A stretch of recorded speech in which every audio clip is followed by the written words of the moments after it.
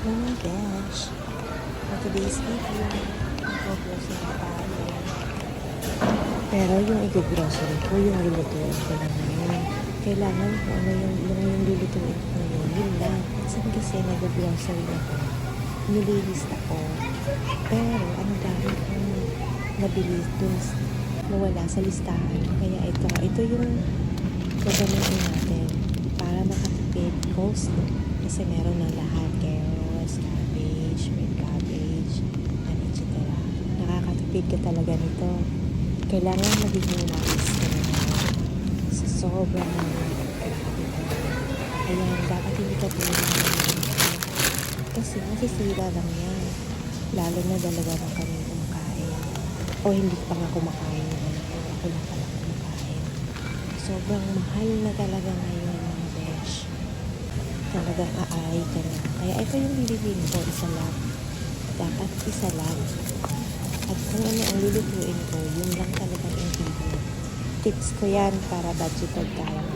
Ayan, at ito yung gagamitin natin. O hindi pansit yan, noodles. Pero pansit na rin. Ayan, $1.50 lang siya.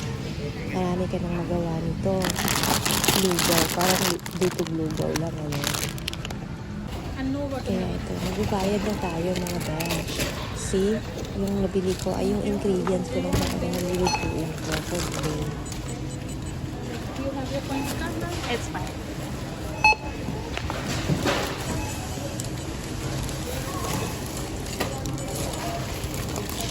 Bebe?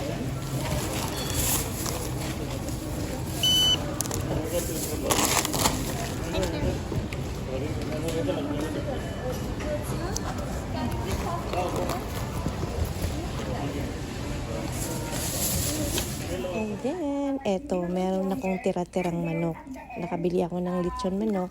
Kaya, eto yung gagamitin natin. Para hindi masayang, wag itapon. Pati nga yung buto-buto ay masarap yan na ibu-boil mo lang siya. Nasa buto-buto yung lasa ng manok. Kinakamay ko na. Then, eto yung napili natin na mga ihahalo natin sa ating pansit. Oo nga pala, pansit pala yung lulutuin natin. Nakalimutan ko sabihin sa inyo. Ang walang kamatayang pansit. Filipino delicacy yun. Masarap yun. Kaya lang ang lulutuin natin ngayon ay budgeted pansit.